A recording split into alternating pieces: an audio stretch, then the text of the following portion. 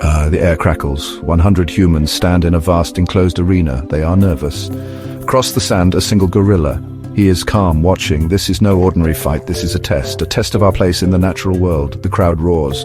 They have come to see strength against strength. They expect a swift victory for the humans. After all, we are many. We have tools, strategy, but the gorilla, he has only himself, or so it seems. The humans carry nets, shields, even tranquilizer guns. They are equipped with the latest technology, hoping to subdue the beast without causing harm. Their faces show a mix of determination and fear, knowing the challenge that lies ahead. Each step they take is calculated, every movement deliberate. They are not just hunters, they are strategists. Aware that brute force alone won't win this battle, the forest around them is dense, the air thick with tension. Every rustle of leaves, every snap of a twig heightens their senses. They know the gorilla is near, but they can't see him yet. They must rely on their wits and their tools to gain the upper hand. The gorilla has 4 limbs, each thicker than a man's torso. His muscles ripple with every movement, a testament to his immense strength. He is a living powerhouse, built for survival in the wild. His limbs are not just for show, they are weapons, capable of delivering devastating blows. The humans know this, and it adds to their apprehension. They have seen what a gorilla can do, and they are acutely aware of the danger they face. The size comparison is staggering, a visual reminder of the odds stacked against them. Yet they press on, driven by a sense of duty and the hope that they can outsmart this formidable opponent. His bite force is 1,300 pounds per square inch, twice that of a lion. His teeth are sharp and strong, capable of tearing through flesh and bone. The comparison to a lion is not just for effect. It underscores the sheer power of this creature. In the wild, he is a king in his own right, a force to be reckoned with. The humans know that a single bite could be fatal, and they must avoid close encounters at all costs. They have seen the damage a gorilla can inflict, and it is a sobering thought. Yet they must face him, for there is no turning back now. He can lift over 2,000 pounds, 10 times his own weight. His strength is legendary, a marvel of nature. He can uproot trees, move boulders, and wield large branches as weapons. The humans have seen this display of power, and it is both awe-inspiring and terrifying. They know that their only chance is to avoid direct confrontation. They must use their numbers and their tools to their advantage. The gorilla's strength is his greatest asset, but it can also be his weakness if they can outmaneuver him. The humans are determined to find a way, even if it means risking their lives. The humans have numbers, but the gorilla, he has raw power. The standoff is intense, each side sizing up the other. The humans are intimidated, but they cannot show fear. They must project confidence even if they don't feel it. The gorilla stands tall, a towering figure of strength and dominance. He knows his power, and he is not afraid to use it. The humans must rely on their strategy and their tools, but they cannot match his physical prowess. They must work together, coordinating their efforts to outsmart the beast. It is a battle of wits as much as it is a battle of strength. The humans spread out, trying to surround the gorilla. They move with caution, each step measured and deliberate. They know that one wrong move could spell disaster. They must position themselves strategically, using the terrain to their advantage. The forest is their battleground, and they must navigate it with skill and precision. They communicate with hand signals and whispers, coordinating their efforts to trap the gorilla. It is a delicate dance, a game of cat and mouse. The gorilla watches them, aware of their movements. He is not easily fooled, and the humans know they must be at their best to succeed. They know they cannot match his strength. The concern is evident on their faces, but they must remain focused. They gather to strategize, sharing ideas and formulating a plan. They know that their only hope is to outsmart the gorilla, to use their intelligence and teamwork to their advantage. The tension is palpable, but they cannot afford to let it overwhelm them. They must stay calm and composed, for the gorilla will sense any weakness. They look at each other, drawing strength from their shared resolve. They are in this together, and they must trust in their plan. Their only hope is to outsmart him, to trap him. They work quickly and efficiently, setting up traps with ropes and nets. They know that time is of the essence, and they must act before the gorilla makes his move. They place the traps strategically, using the natural features of the forest to their advantage. It is a risky plan, but it is their best chance. They must lure the gorilla into the trap using bait and deception. It is a test of their ingenuity and their courage. They know that if they fail, the consequences could be dire, but the gorilla is not charging. He sits, observing. He is calm and composed, watching the humans with keen interest. He's not fooled by their movements, and he is not easily provoked. He knows that patience is his ally, and he waits for the right moment to act. The humans are puzzled by his behavior, unsure of what to make of it. They expected aggression, but instead they find a creature that is calculating and observant. It is a reminder that the gorilla is not just a brute force, he is intelligent and aware. The humans must be careful, for they are dealing with a formidable opponent. He is waiting for their move. The gorilla's focus is unwavering, his eyes fixed on the humans. He is alert and ready, prepared to respond to any threat. The humans know that they must act quickly, but they cannot afford to be reckless. They must execute their plan with precision, for the gorilla will not give them a second chance. It is a tense standoff, each side waiting for the other to make the first move. The forest is silent, the air thick with anticipation. The humans take a deep breath, steeling themselves for what is to come. The battle is about to begin, and only time will tell who will emerge victorious. The humans advance. They move with a sense of purpose, their steps synchronized, their faces set with determination. Each individual knows their role in this carefully orchestrated plan. The field ahead is vast, but they are undeterred. They have trained for this moment, and now they march forward, ready to face whatever comes their way. The air is thick with tension, and the only sounds are the rhythmic thuds of their boots against the ground and the occasional rustle of the wind through the grass. Nets fly through the air, the gorilla rises. His massive form is a stark contrast to the delicate weave of the nets. As the nets soar, they seem almost fragile, like spider webs glinting in the sunlight. The gorilla, however, is anything but fragile. He stands tall, his muscles rippling under his fur, his eyes scanning the advancing humans with a mix of curiosity and defiance. This is his territory, and he is ready to defend it. He moves with surprising speed. For a creature of his size, his agility is astonishing. He darts across the field, his movements fluid and precise. The humans, taken aback by his swiftness, struggle to keep up. They had expected a slow, lumbering beast, but what they face now is a formidable opponent, one who is both powerful and quick. The gorilla's speed is not just a physical attribute, it is a testament to his will to survive and protect his domain. He swats the nets aside like flies. The crowd gasps. Each net that comes his way is met with a powerful swipe of his arm, sending it tumbling to the ground. The humans watch in disbelief as their carefully laid plans unravel before their eyes. The gorilla's strength is undeniable, and with each net he deflects, his confidence grows. The crowd, once hopeful, now stands in stunned silence, their cheers replaced by murmurs of concern. This is not the lumbering beast they imagined. This is a fighter. His stance is one of readiness, every muscle tensed, every sense heightened. He is not just reacting, he is anticipating. The humans, realizing the gravity of their miscalculation, exchange worried glances. They had underestimated him, and now they must face the consequences. The gorilla, with his unwavering gaze and powerful presence, stands as a testament to the resilience and strength of nature. The humans with tranquilizer guns take aim. They fire.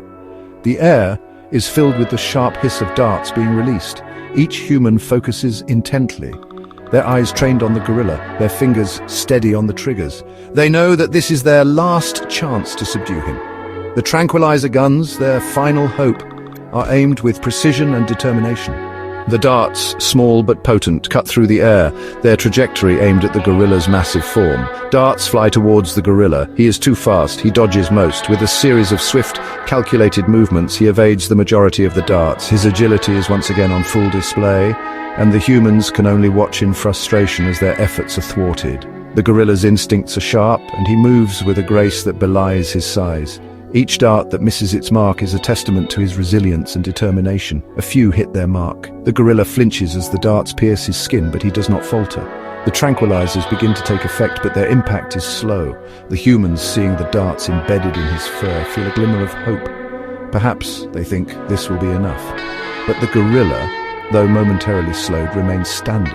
His eyes, filled with a fierce determination, never leave his adversaries. The crowd cheers, thinking it's over. They see the darts and believe that victory is within their grasp. Their voices rise in a chorus of celebration, their earlier fears momentarily forgotten. The humans, buoyed by the crowd's enthusiasm, allow themselves a moment of relief. They have faced a formidable opponent, and now, it seems, they have triumphed. But their celebration is premature, but the gorilla just roars. His voice, deep and resonant, echoes across the field. It is a sound of defiance, a declaration that he is not yet defeated. The crowd's cheers falter, replaced by a growing sense of unease. The gorilla's roar is a reminder of his strength and his will to fight. It is a sound that sends shivers down the spines of those who hear it, a sound that speaks of a battle that is far from over. The tranquilizers seem to have little effect. He is still standing. The darts, though potent, are not enough to bring him down.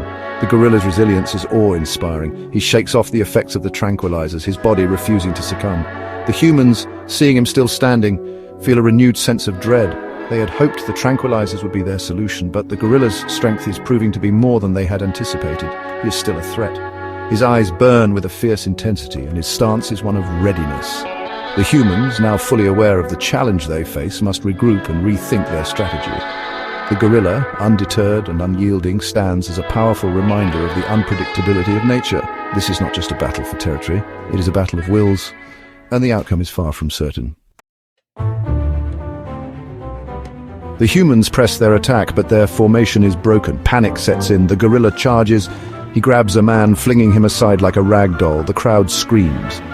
This is no longer a spectacle. This is a slaughter. The humans retreat, regrouping.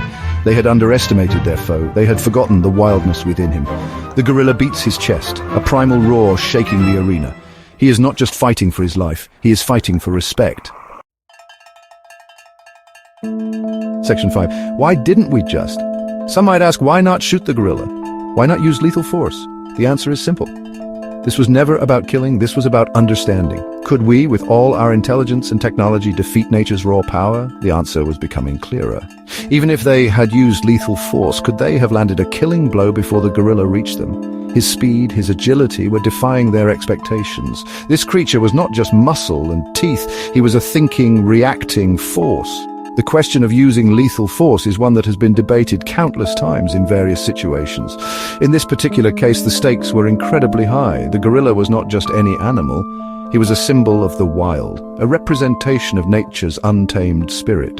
The people observing from behind the barricade were not just concerned for their safety, but also for the ethical implications of their actions.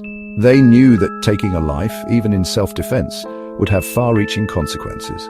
The discussions were intense. Experts from various fields, biologists, ethicists, and even philosophers, were brought in to weigh in on the situation. They debated the moral ramifications, the potential fallout, and the long-term impact on human-animal relations. The consensus was that lethal force should be the absolute last resort. They wanted to find a way to coexist, to understand this magnificent creature rather than destroy it. Advanced technology was deployed to monitor the gorilla's movements and behavior. Drones, thermal imaging, and even AI algorithms were used to predict his actions. The goal was to find a way to safely capture and relocate him without causing harm. The scientists and tech experts were working around the clock, driven by a sense of urgency and responsibility. They knew that their actions would set a precedent for future encounters between humans and wildlife. The emotional toll was palpable. People were worried not just for their own safety, but for the well-being of the gorilla. They felt a mix of fear, awe, and respect for this powerful creature. The situation was a stark reminder of the delicate balance between humans and nature. It was a test of humanity's ability to act with compassion and wisdom in the face of danger. The gorilla's speed and agility were astonishing. He moved with a grace and power that left everyone in awe. Even the most advanced technology struggled to keep up with him. It was clear that any attempt to use lethal force would be fraught with risk. The chances of successfully neutralizing him without causing collateral damage were slim. This realization only strengthened the resolve to find a non-lethal solution. Observing the gorilla in action was like watching a force of nature. His movements were fluid, almost poetic. He navigated the terrain with ease, displaying a level of intelligence and awareness that was truly remarkable. It was a humbling experience for everyone involved. They realized that they were not just dealing with an animal, but with a sentient being who deserved their respect and consideration. This creature was not just muscle and teeth. He was a thinking, reacting force. His eyes conveyed a depth of emotion and intelligence that was impossible to ignore. He was aware of his surroundings, and he was aware of the humans watching him. There was a sense of mutual recognition, a silent acknowledgement of each other's presence. It was a powerful moment that underscored the importance of finding a peaceful resolution. In the end, the decision was made to prioritize understanding over violence. The goal was to learn from this encounter, to find ways to coexist with nature rather than dominate it. The gorilla was a reminder of the beauty and complexity of the natural world, and the need for humans to act as stewards rather than conquerors. It was a lesson in humility, compassion, and the power of peaceful coexistence. Section 6. Silverback Strategies, a mind beyond muscle. The gorilla seems to understand the human's tactics. He uses the arena to his advantage, herding them, flanking them. He is not just strong, he is smart. He is using his environment. He is outmaneuvering them. The humans, for all their planning, are reacting. They are fighting his fight.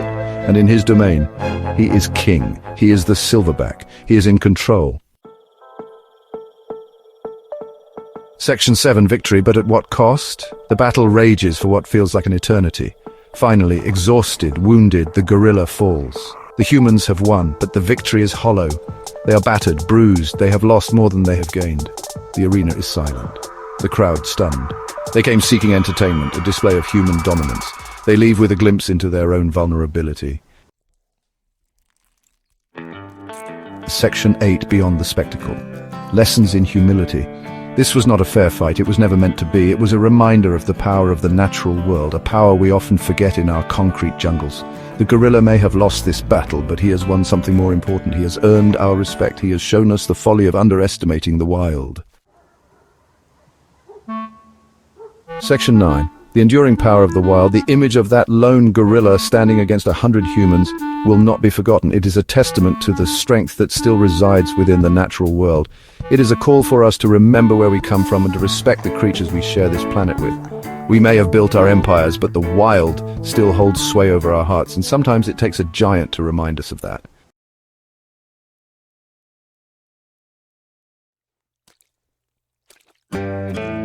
Hey there, science fans! Have you ever seen a tornado on TV? They're those giant, swirling funnels of wind that can cause a lot of damage. But did you know that there's a special place in the United States where tornadoes are most common? It's called Tornado Alley, and it stretches north to south through the middle of the country, mostly in the Great Plains. This area includes parts of Texas, Oklahoma, Kansas, Nebraska, South Dakota, and even parts of some states to the east. Tornado Alley is like a giant bowling alley, but instead of bowling balls, it's tornadoes that spin through. Why does Tornado Alley have so many tornadoes? Well, it has to do with the unique geography and weather patterns in this region. Imagine a giant sandwich. The bottom slice of bread is warm, moist air from the Gulf of Mexico. The top slice is cold, dry air coming down from Canada. And right in the middle, where these two air masses collide, you get Tornado Alley. Now, you can't have a tornado without wind, and there's plenty of that in Tornado Alley too. The wind here doesn't just blow in one direction though. It twists and turns as it moves higher into the atmosphere. This is called wind shear, and it's the secret ingredient that makes tornadoes spin. When warm, moist air rises rapidly and collides with the cold, dry air, it creates thunderstorms. Then the wind shear comes along and starts to spin these thunderstorms, and sometimes those spinning thunderstorms can turn into tornadoes. Tornadoes are a powerful force of nature, and it's important to understand how they form so we can stay safe. Let's take a closer look at how those tornadoes get spinning in Tornado Alley. Remember that sandwich of air masses we talked about? Well, that's just the beginning. To get a tornado brewing, you need a few more ingredients. First, you need a lot of instability in the atmosphere. That means the air is warm and humid near the ground and much colder higher up. This creates a situation where the warm air wants to rise very quickly, like a hot air balloon. Next, you need strong winds blowing in different directions at different heights. This is that wind shear we talked about earlier. As the warm air rises, the wind shear makes it spin, kind of like a top. Finally, you need a trigger to set the whole thing in motion. This trigger is often a cold front, which is a boundary between warm air and cold air. When the cold front moves in, it forces the warm air to rise even faster, and that's when you can get a tornado. It's like baking a cake. You need the right ingredients in the right amounts, and you need to mix them together in the right way. In Tornado Alley, all the ingredients for tornadoes are present during the spring and early summer. That's why this region is known as the tornado capital of the world. Sometimes the weather conditions in Tornado Alley are just right for making tornadoes, and you get not just one tornado, but a whole bunch of them. We call these tornado outbreaks, and they can be really scary. One of the most famous tornado outbreaks happened in Oklahoma in May 1999. Over a 3-day period, more than 70 tornadoes touched down in the state, causing widespread damage and tragically taking the lives of over 40 people. Another devastating tornado outbreak occurred in April 2011. This time, the worst of the storms hit the town of Joplin, Missouri, with a massive tornado that was almost a mile wide. The Joplin tornado was one of the deadliest in U.S. history, sadly killing 158 people and injuring over 1,000 more. And just recently, in 2024, we had another record-breaking year for tornadoes. There were so many tornadoes that scientists are still trying to figure out exactly what caused it, but it's likely that climate change is playing a role by making the weather more extreme. These outbreaks are a stark reminder of how powerful and unpredictable tornadoes can be. They can strike with little warning, and they can cause a tremendous amount of destruction in a very short amount of time. That's why it's so important to be prepared and know what to do if a tornado threatens your area. Living in Tornado Alley means, being prepared for the unexpected. It's kind of like having a fire drill, but for tornadoes. Every home and school in Tornado Alley really should have a plan for what to do if a tornado warning is issued. A tornado warning means that a tornado has actually been spotted, and it's time to take cover. The safest place to be during a tornado is in a storm shelter or a basement. But if you don't have a basement, go to the lowest level of your house and find a small interior room without windows, like a closet or bathroom.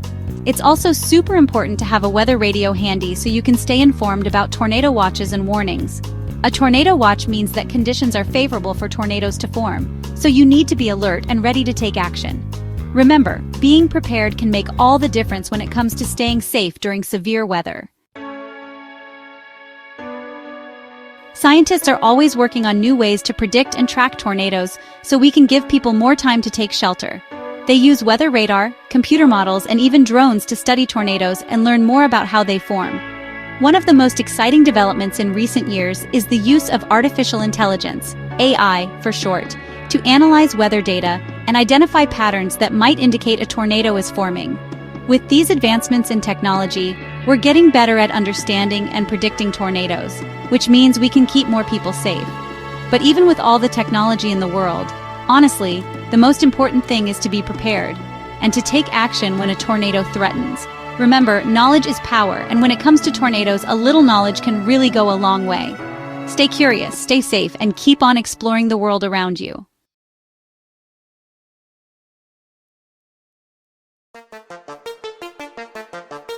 The early 18th century was a time of immense curiosity. Across Europe, scholars were unearthing strange and wonderful objects.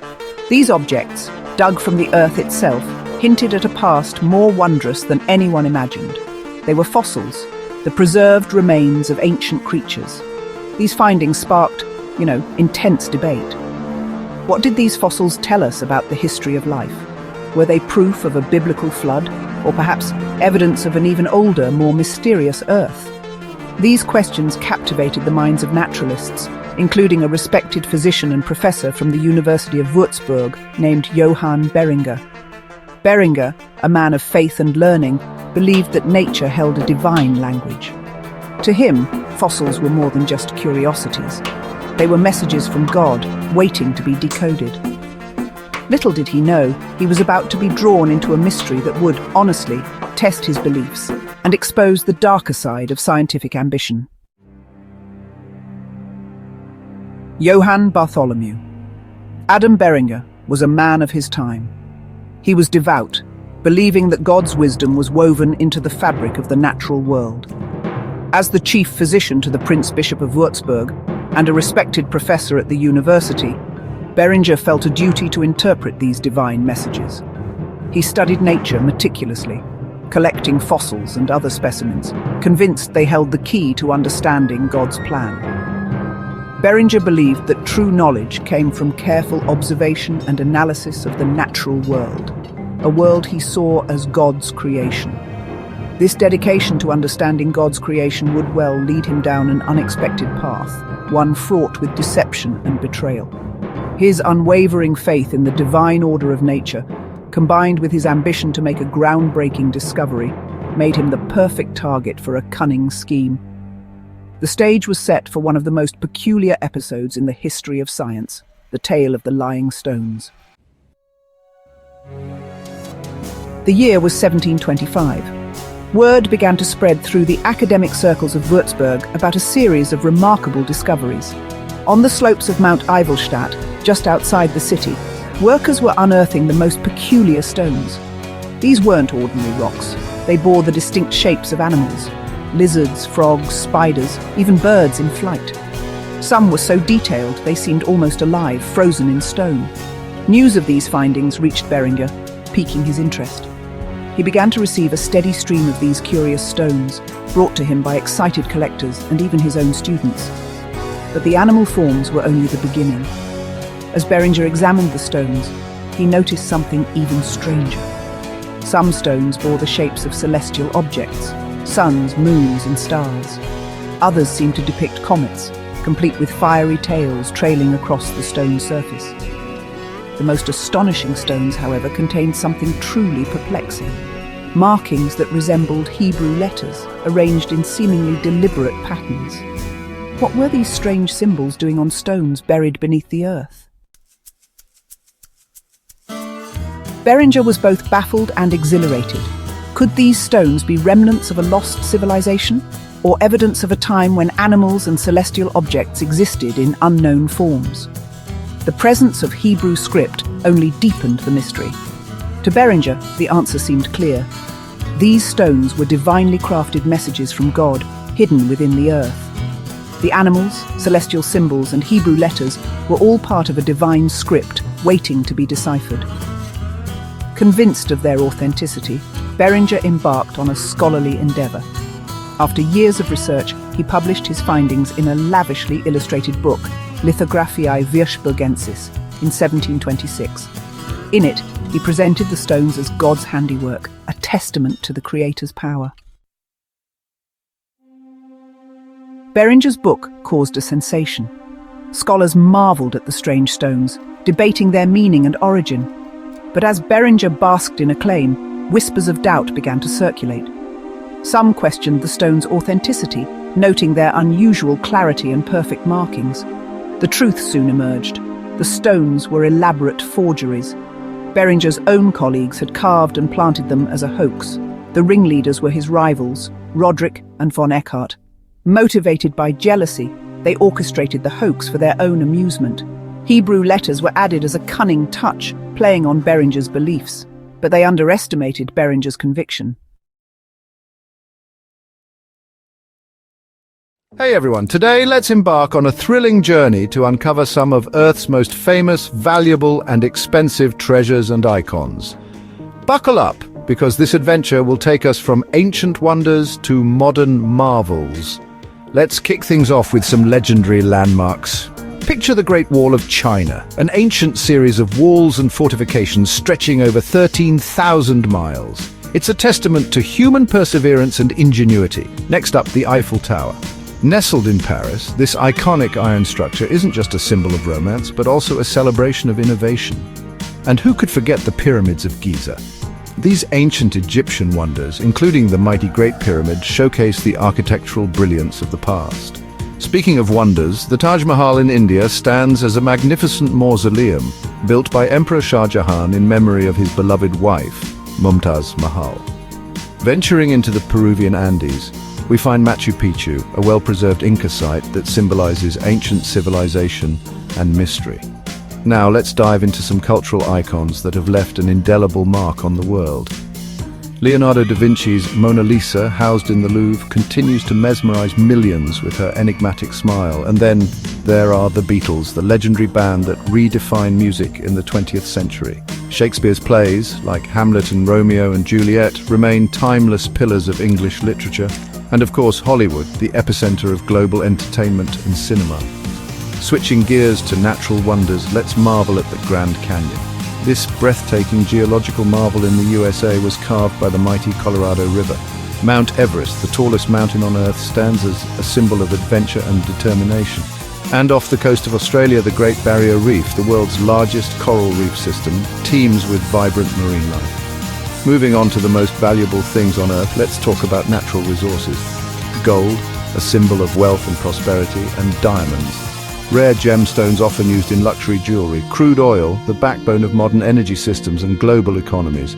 Then there are historical artifacts like the Rosetta Stone, which unlocked the mysteries of Egyptian hieroglyphs, and the Dead Sea Scrolls, ancient manuscripts that provide insights into early Judaism and Christianity. And let's not forget Tutankhamun's mask, the golden funerary mask of the famous Egyptian pharaoh. In the realm of intellectual discoveries, we have the DNA structure, unveiled by James Watson and Francis Crick, which revolutionized biology and medicine. Einstein's theory of relativity reshaped our understanding of physics, and penicillin, discovered by Alexander Fleming, has saved countless lives. Finally, let's talk about the most expensive things on Earth. The Koh-i-Noor diamond, part of the British crown jewels, is valued beyond estimation. The Bugatti La Voiture Noire, the world's most expensive car, at $18.7 million. And the Hermes Birkin bag, a luxury fashion status symbol costing hundreds of thousands.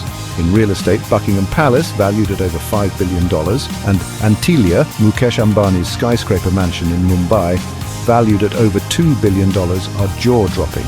And Villa Leopolda, a French Riviera estate worth $750 million. Auctioned items like Salvator Mundi by Leonardo da Vinci sold for $450.3 million in 2017. The Pink Star Diamond sold for $71.2 million, and Wu-Tang Clan's Once Upon a Time in Shaolin album sold for $2 million as a one-of-a-kind piece. And in scientific projects, the International Space Station with a price tag of over $150 billion, and the Large Hadron Collider, the world's largest particle accelerator, built for $4.75 billion. This is just a glimpse of the many remarkable and priceless treasures our planet holds. If you want to dive deeper into any of these topics, let me know in the comments. Thanks for watching, and don't forget to like and subscribe. Catch you next time. Hey there, educators. Today I want to talk about a gaming legend that's not just a game but a cultural phenomenon, Minecraft. Whether you're a seasoned player or have only heard about it, Minecraft has achieved milestones that are simply unparalleled in gaming history. Let's dive into why Minecraft is extraordinary and how it's shaping the future of education. First off, Minecraft's global popularity is mind-blowing. Created by Marcus Notch Persson and Mojang Studios, this game has sold over 250 million copies worldwide. That's right, 250 million.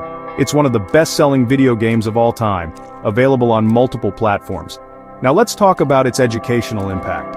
Minecraft Education Edition is a game-changer in classrooms around the globe.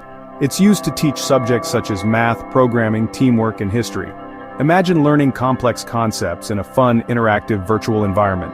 Kids are building ancient civilizations, solving math problems, and even coding, all within Minecraft. Next up, community-driven creativity. Minecraft allows players to create breathtaking structures and entire worlds. We're talking replicas of the Taj Mahal, Hogwarts, and even entire cities. The creativity is endless, and it's all driven by the community. Speaking of community, Minecraft has a massive cultural influence. It's inspired merchandise, memes, YouTube channels, and live events. The Minecraft community on YouTube alone has transformed gaming content creation, with countless videos and tutorials. Survival mode deserves a special mention. It brings the thrill of resource gathering and strategic planning into gaming. Players combat hostile mobs, craft tools, and build shelters. It's all about creativity and resilience, making every session unique. What about modding? Minecraft boasts extensive modding capabilities, allowing players to alter mechanics, visuals, and features. Mods like Pixelmon, which brings Pokemon to Minecraft, and RLCraft, a hardcore survival mod, showcase the game's adaptability and innovation. Cross-platform play is another feather in Minecraft's cap. It unites players across PC, consoles, mobile devices, and VR. This accessibility has cemented Minecraft as a universal game. The game's ongoing updates and community involvement are remarkable. Mojang consistently delivers free updates introducing new biomes, mobs, and items. Annual events like Minecon and Mob Vote keep the community engaged and excited. So, what sets Minecraft apart from other games? For starters, it's sandbox freedom. Unlike linear, narrative-driven games, Minecraft gives players absolute freedom to shape their experience. There are no predefined goals. Creativity is the centerpiece. Its pixelated aesthetic is iconic. The blocky, minimalist graphics distinguish it from hyper-realistic games. Plus, procedural generation means infinite worlds, allowing endless exploration. Minecraft's appeal spans all ages. It blends simplicity with depth, making it accessible to kids and adults alike. The active and creative community drives a unique player experience unmatched by most games. Minecraft's longevity is impressive. Over a decade since its release, it remains fresh and beloved by millions. So, there you have it. Minecraft is not just a game, it's a global phenomenon shaping education, creativity, and culture. If you're an educator, consider integrating Minecraft into your lessons. It's a fantastic tool for learning and engagement. Thanks for watching. Don't forget to like, subscribe, and hit that notification bell for more content. See you next time.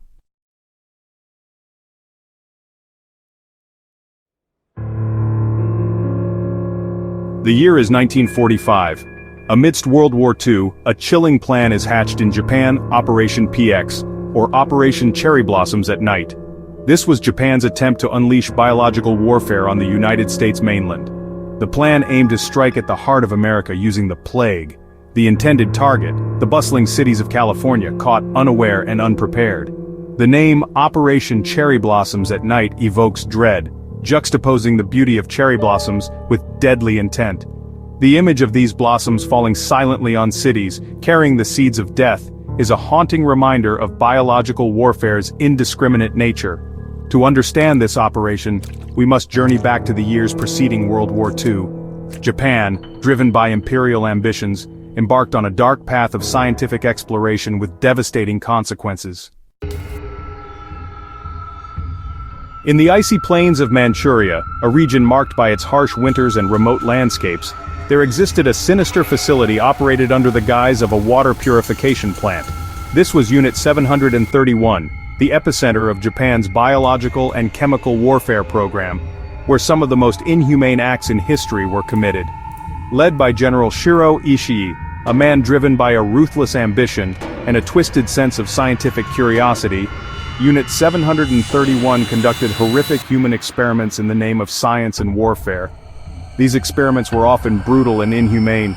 Thousands of innocent men, women, and children became unwilling subjects in these gruesome experiments, suffering unimaginable pain and terror. They were infected with deadly diseases, such as plague and anthrax, their bodies becoming living laboratories for the development of biological weapons. Vivisection, often performed without anesthesia, was commonplace, leading to excruciating deaths. The atrocities committed at Unit 731 were sanctioned by the highest levels of the Japanese government and military, who saw these experiments as essential for their war efforts. Ishii convinced the Japanese leadership that biological weapons could tip the scales of war in Japan's favor, promising a decisive advantage. Unit 731 personnel conducted field trials of their biological weapons on Chinese cities, releasing pathogens into the population, resulting in thousands of deaths and widespread suffering. It was here that the seeds of Operation PX were sown, a plan so diabolical in its intent that it aimed to unleash these horrors on the United States, bringing the war to American soil. The architects of Operation PX were driven by ambition, desperation, and a ruthless desire to turn the tide of war in their favor. They adopted a pragmatic approach to warfare, willing to explore any means necessary to achieve their objectives. At the helm was General Shiro Ishii, the mastermind behind Unit 731, a man whose name would become synonymous with wartime atrocities. Ishii saw biological weapons as Japan's trump card against the United States, a way to level the playing field. He found an ally in Vice Admiral Eiji Kusaka, a staunch advocate for unconventional warfare, who believed in the power of surprise and shock. Kusaka saw Operation PX as a way to strike a decisive blow against the American homeland, potentially altering the course of the war. Rear Admiral Seigo Yamagata, known for his aggressive military doctrines, also supported the plan, seeing it as a necessary evil. These men believed that only a drastic attack could salvage Japan's dwindling fortunes in the war, a last-ditch effort to turn the tide. They were willing to unleash unimaginable suffering on innocent civilians to achieve their goals, showing a complete disregard for human life. The planning of Operation PX was a tightly guarded secret, known only to a select few within the highest echelons of the military. The existence of Unit 731 and its experiments were state secrets, knowledge of which could turn world opinion against Japan, revealing the dark underbelly of their war efforts. The bustling cities of California presented ideal targets for Operation PX. The state's dense population and significant economic activities made it a prime focus for any large-scale attack. San Diego, a major naval base, was seen as a symbol of American military might. Its strategic importance in the Pacific theater made it a key target for disrupting American naval operations. Los Angeles, a hub of industry and commerce, represented the economic heart of the West Coast. The city's vast industrial complexes and bustling ports were vital to the American war effort. San Francisco, a major port and transportation hub, was seen as a gateway to the American interior. Its role in facilitating the movement of goods and people made it a critical point of interest. The Japanese military planners believed that unleashing a plague in these cities would cause mass casualties and widespread panic. The psychological impact of such an attack would be immense, potentially crippling American morale.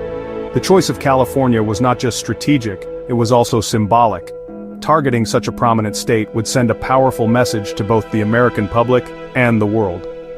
California represented the promise and prosperity of America, a stark contrast to war-torn Asia. Its thriving cities and booming economy were emblematic of the American dream. By attacking California, Japan aimed to strike at the heart of the American dream.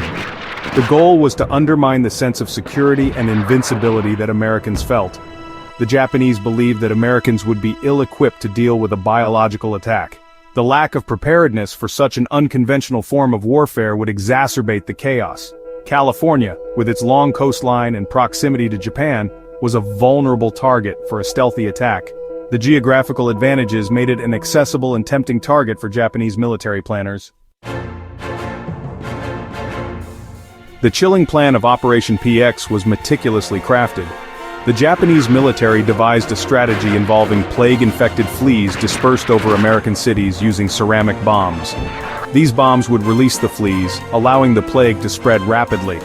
Kamikaze pilots would deliver these deadly payloads, ensuring an unexpected and devastating attack. The goal was to create an epidemic that would overwhelm medical facilities and cause widespread fear and chaos. The plan underscored the lengths to which the Japanese military was willing to go to achieve their objectives. Amidst the dark strategies of war, a glimmer of morality emerged. Some Japanese scientists and military officials questioned the ethical implications of using biological weapons. These individuals argued against the deployment of such devastating weapons.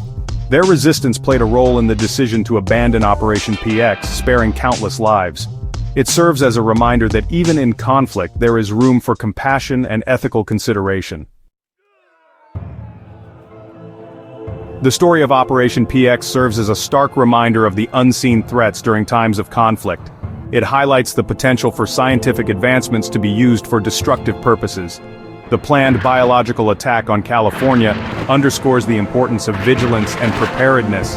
It also reminds us of the resilience of the human spirit and the capacity for moral courage.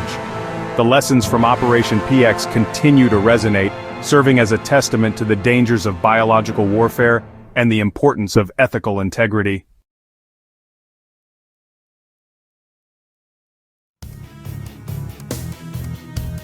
The Osage Nation, once driven from their ancestral lands, found themselves atop one of the world's largest oil deposits in the early 20th century. The discovery of this black gold transformed their lives, bringing unimaginable wealth and prosperity. Osage families became overnight millionaires, their land dotted with towering oil derricks that symbolized their newfound fortune. They bought cars, built mansions, and sent their children to the finest schools. The Osage Nation had become the envy of many, but their wealth would soon attract a darkness that threatened to extinguish their light. The Osage, forced onto a reservation in Oklahoma, had been promised control over their mineral rights. This decision, intended to be a form of restitution, proved to be a double-edged sword. While it brought wealth, it also painted a target on their backs. The outside world, driven by greed and envy, looked upon the Osage with a venomous hunger. The stage was set for a tragedy, a dark chapter in American history that would come to be known as the Reign of Terror. The booming oil town of Osage County, Oklahoma, became a magnet for fortune seekers, criminals, and opportunists. Among the influx of prospectors and businessmen looking to strike it rich, a sinister undercurrent began to flow. Osage men and women started turning up dead, their deaths shrouded in mystery and met with indifference from local law enforcement. Whispers of poison, shootings disguised as accidents, and bodies dumped in ravines became commonplace. One of the first high-profile cases was the murder of Anna Brown, a young Osage woman found shot to death in 1921. Her death sent shockwaves through the community, but it was only the beginning. As the body count rose, a chilling pattern emerged. The victims were almost always Osage, often those with direct ties to oil wealth. Fear and suspicion gripped the community. The Osage, once masters of their domain, now lived in the shadow of an unseen predator, their wealth a curse that attracted violence and death. In a cruel twist of irony, the very system designed to protect the Osage became a tool for their exploitation. The federal government, under the guise of safeguarding Osage interests, enacted a guardianship system that stripped wealthy Osage adults of their financial autonomy. White guardians were appointed to oversee their finances, controlling their every expenditure and access to their own money. This system, rife with corruption and prejudice, became a breeding ground for greed and abuse. Guardians, often motivated by personal enrichment, siphoned off Osage wealth through fraudulent schemes, inflated fees, and outright theft. They preyed on the vulnerability of their wards, manipulating the system for their own gain. The guardians, entrusted with protecting the Osage, had become wolves in sheep's clothing, further tightening the noose around the necks of those they were meant to serve. At the heart of the Osage reign of terror was William Hale, a rancher and businessman who had gained power and influence within the Osage community. Hale, a charismatic figure with a dark side, saw the Osage fortune as his own personal gold mine. He orchestrated a sinister plot, weaving a web of deceit and violence that ensnared the Osage in a deadly game of cat and mouse. Hale's machinations often targeted those closest to him. His nephew, Ernest Burkhart, married Mollie Kyle, an Osage woman whose family had grown wealthy from oil. One by one, Mollie's family members began to die under suspicious circumstances. Her mother poisoned, her sister blown up in her own home. Mollie, unaware that her husband was a pawn in Hale's deadly game, became increasingly isolated, surrounded by death and suspicion. Her story, a tragic blend of love, betrayal and loss, became emblematic of the terror that gripped the Osage nation. The Osage murders, shrouded in rumor and local indifference, remained largely a local affair. That is, until the disappearance of one man caught the attention of the federal government. Wee Smith, known as Tex Ritter, a white man with no known connection to the Osage. Ritter, a World War I veteran down on his luck, had traveled to Osage County hoping to make his fortune. Instead, he disappeared without a trace. His last known whereabouts a meeting with a mysterious contact. Ritter's disappearance, unlike the murders of the Osage, sparked outrage and demands for justice. The federal government, already facing growing pressure to address the lawlessness in Osage County, took notice. Finally, the wheels of justice began to turn, albeit slowly. The investigation into Ritter's disappearance would ultimately intersect with the larger conspiracy that plagued the Osage, leading to the involvement of a young and fledgling agency eager to prove itself, the Bureau of Investigation, soon to be known as the FBI. The weight of the investigation fell on the shoulders of Tom White, a former Texas Ranger with a reputation for integrity and tenacity. White, a man of action and few words, was brought in to lead a team of undercover agents tasked with infiltrating the dark underbelly of Osage County. His methods were unorthodox, relying on his instincts and ability to blend in with the rough-and-tumble world of cowboys and criminals.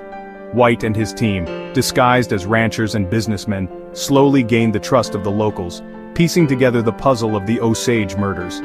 They listened to whispers, followed trails of money, and uncovered a conspiracy far more complex and depraved than they could have imagined. Their investigation, marked by danger and deception, would not only expose the truth behind the reign of terror, but also lay the groundwork for the modern FBI, establishing its reputation as a premier crime-fighting agency. The trials of William Hale and his co-conspirators became a media sensation, exposing the greed, corruption, and racism that permeated Osage County. Hale, a master manipulator, used his influence to buy silence and intimidate witnesses. The trials were fraught with delays, mistrials, and accusations of jury tampering. Justice, it seemed, was a fickle mistress, hesitant to reveal herself in the face of such blatant disregard for human life.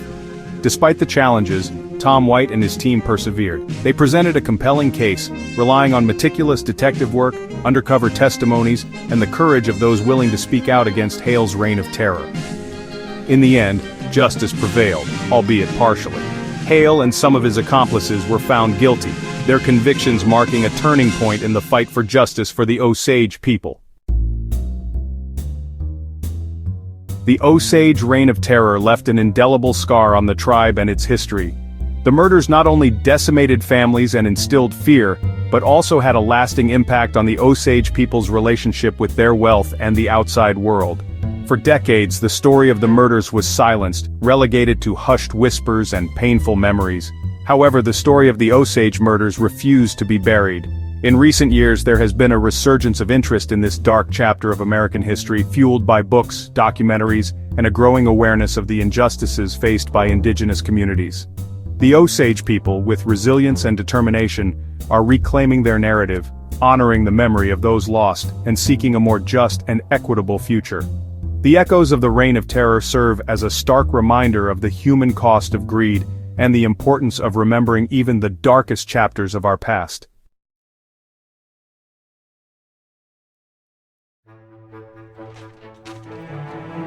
The year is 2011, a year that would mark the beginning of a new era in digital surveillance.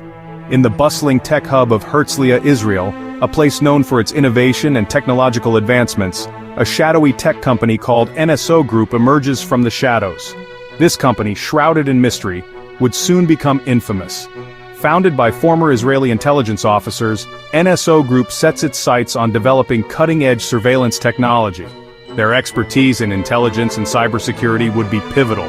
Their flagship creation, Pegasus, a spyware program destined to send shockwaves through the world. This software would redefine the boundaries of digital espionage. Pegasus, named after the mythical winged horse of Greek mythology, is designed to be the ultimate cyber weapon. Its capabilities are as vast as they are terrifying. Its creators market it as a tool for governments to combat terrorism and crime. They promise it will be a game-changer in the fight against global threats. Pegasus promises unparalleled access to the digital lives of its targets, all cloaked in a veil of secrecy.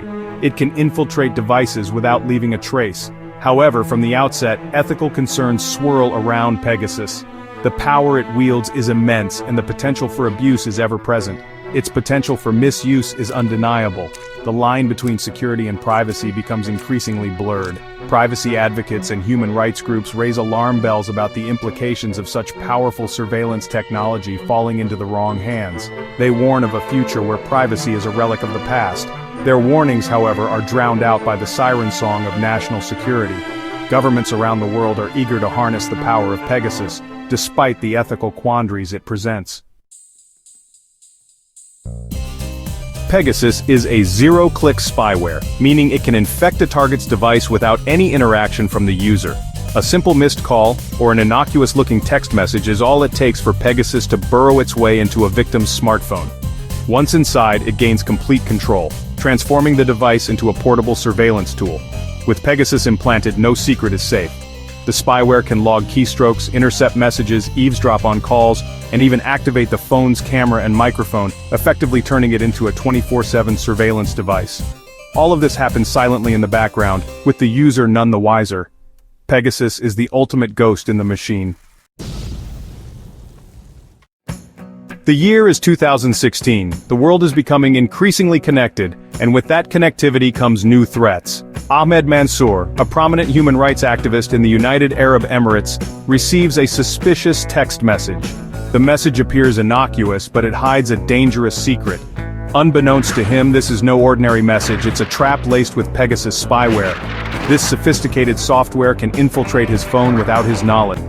Mansour, a vocal critic of the UAE government, becomes one of the first documented cases of Pegasus being used against a human rights defender. His advocacy for freedom and justice makes him a target. Over the next few years, evidence of Pegasus misuse mounts. Journalists investigating corruption, lawyers defending political prisoners, and activists fighting for their causes all find themselves under surveillance. Even heads of state find themselves in the crosshairs of the spyware. No one is immune to its reach. The list of victims reads like a who's who of individuals deemed a threat to powerful interests. The implications are far-reaching and deeply concerning. The Pegasus Project, a collaborative investigation by journalists worldwide, exposes the staggering scale of the spyware's abuse.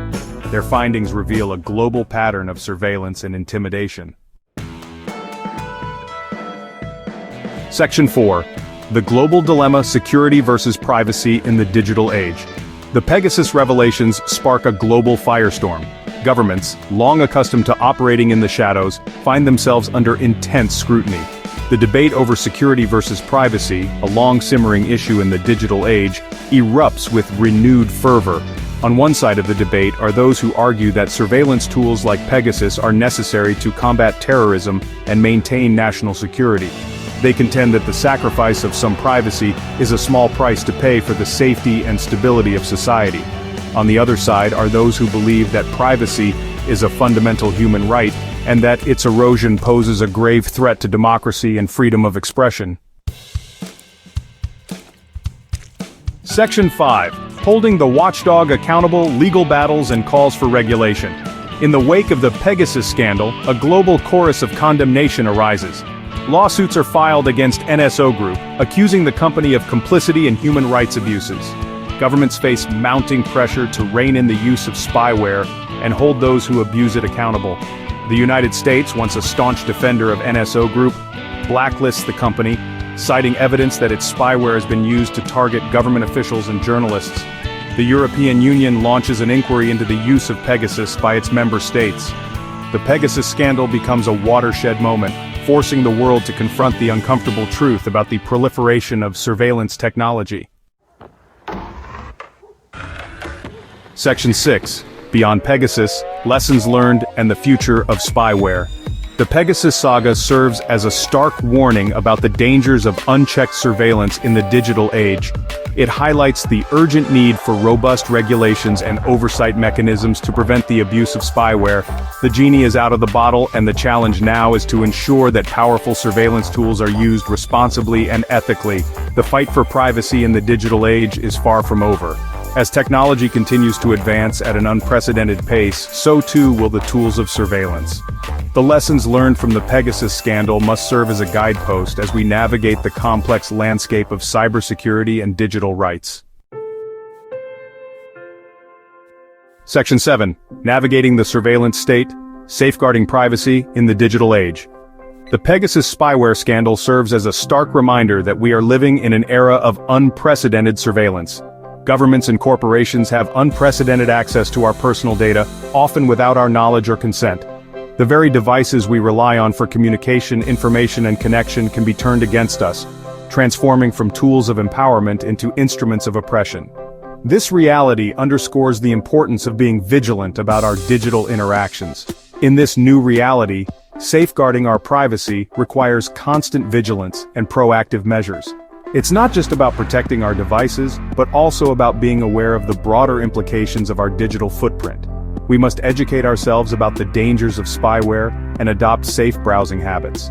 Utilizing strong passwords, regularly updating them, and using password managers can significantly enhance our security. Being wary of suspicious links, emails, and attachments is crucial.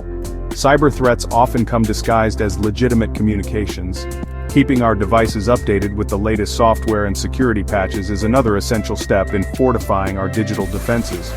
Regular updates can protect us from newly discovered vulnerabilities. Furthermore, supporting organizations that advocate for privacy rights and digital freedoms is vital. These groups work tirelessly to ensure that our rights are protected in the digital realm. Holding technology companies accountable for their actions is paramount. We must demand transparency and ethical practices from the corporations that handle our data. The future of our digital lives depends on our collective commitment to building a world where privacy is not a privilege but a fundamental right. Together we can create a safer, more secure digital environment for everyone.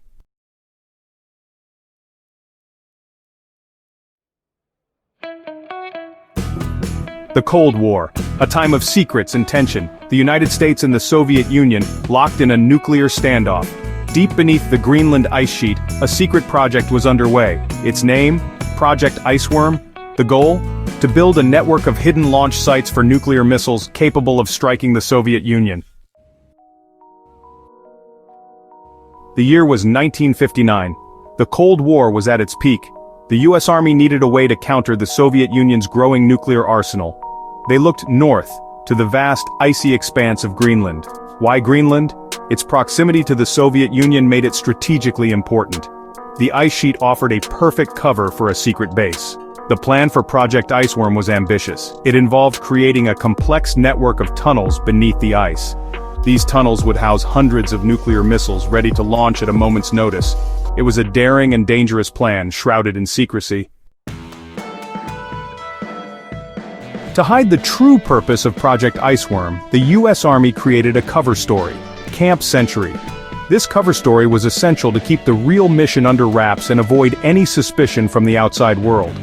Publicly, Camp Century was a scientific research station. It was presented as a hub for groundbreaking research in one of the most extreme environments on Earth. Scientists would study the Arctic environment and conduct research on things like ice cores and weather patterns. This research was real and provided valuable data on climate and environmental conditions. But it was also a convenient cover for the top-secret military operation happening below. The true objective was far more clandestine, and involved the construction of a network of tunnels for launching nuclear missiles. Camp Century was like a small town under the ice. It was a marvel of engineering, with a complex system of tunnels and rooms carved out of the ice. It had living quarters, a kitchen, even a movie theater. These amenities were designed to keep the personnel stationed there comfortable, and maintain morale during the long, harsh winters. All powered by a portable nuclear reactor, a first for its time. This reactor provided the necessary energy to sustain the entire operation, making it a self-sufficient outpost in the frozen wilderness.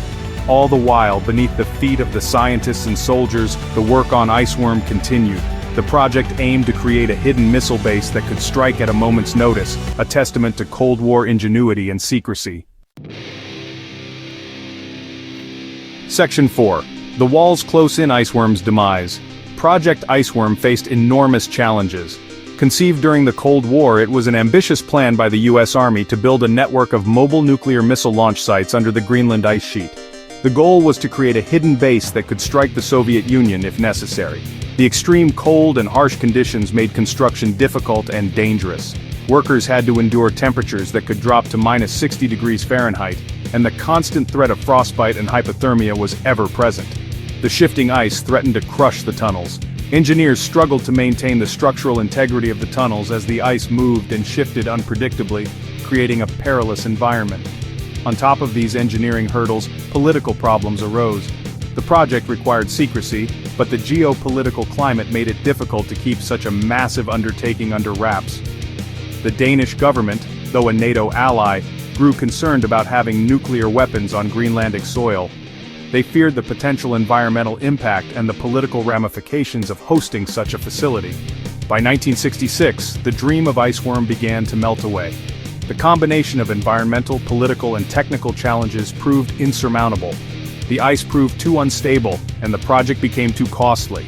The financial burden of maintaining and operating the base far exceeded initial estimates, leading to its eventual downfall. The U.S. Army was forced to abandon Project Iceworm. The once promising endeavor was now deemed a failure, and the military had no choice but to retreat. Camp Century was evacuated, the nuclear reactor removed, leaving the icy base to the elements. The remnants of Project Iceworm now lie buried beneath the Greenland ice, a testament to the ambitious but ultimately doomed effort. Section 5. Legacy of Iceworm, from science to environmental concerns. Though a failure, Project Iceworm wasn't without its benefits. The ambitious project, while primarily military in nature, inadvertently paved the way for significant scientific discoveries. Camp Century, in its short life, made significant contributions to glaciology and our understanding of climate change. The research conducted there provided a unique glimpse into the Earth's climatic past, offering data that would be crucial for future climate models. The ice cores drilled at Camp Century provided invaluable data about past climate conditions.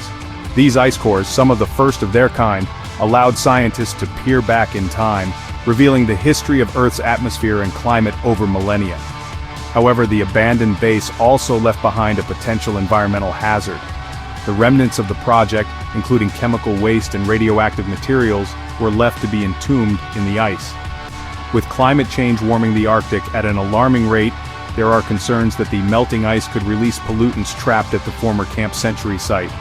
This poses a significant risk to the fragile Arctic ecosystem and could have far-reaching consequences. Project Iceworm stands as a reminder of the audacious and sometimes reckless ambitions of the Cold War. The era was marked by a race for technological and military supremacy, often without fully considering the long-term impacts.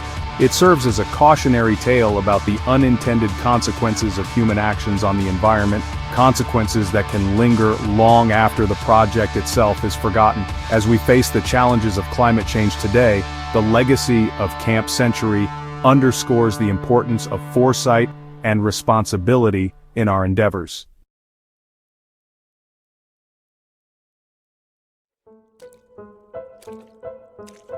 There's a painting called The Anguished Man. At first glance, it might look like just another unsettling piece of art, but its reputation is far more sinister.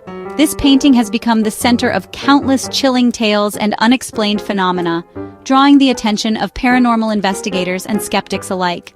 Some say it's the most haunted object in the world. Its origins are shrouded in mystery, with rumors that the artist mixed his own blood into the paint, pouring his pain and torment onto the canvas. The painting's very existence seems to radiate unease, as if it's more than just oil and pigment. They say it holds a dark and terrible energy. People who have owned or even just visited the painting report a heavy, oppressive feeling in the room, as if the air itself grows colder and thicker. Some claim to have seen shadowy figures lurking nearby, or to have heard faint, anguished cries echoing through the night. The image on the canvas is disturbing enough, but honestly, the real horror is what happens around it. Lights flicker, doors slam shut on their own, and a sense of dread settles over anyone who dares to spend time near it. The painting seems to invite chaos, as if it feeds on fear. The story started quietly, like whispers of strange events in a normal-looking house.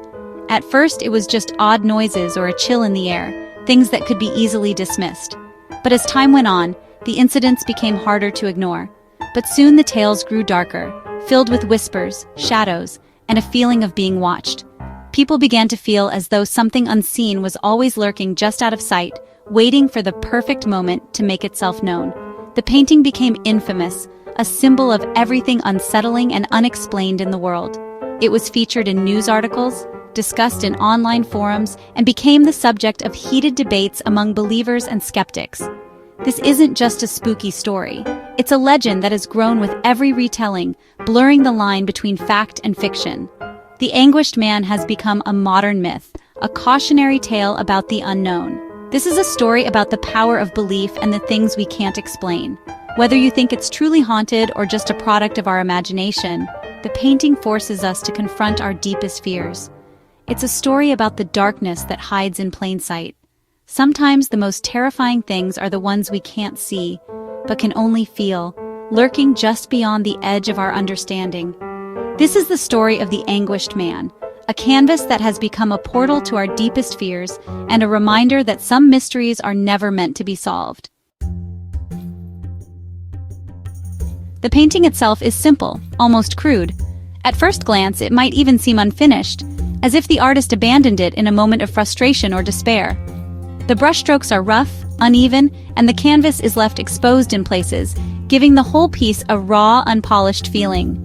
This lack of refinement only adds to its emotional impact, making it feel more honest, more immediate, as if the pain it depicts was too urgent to be dressed up in careful detail.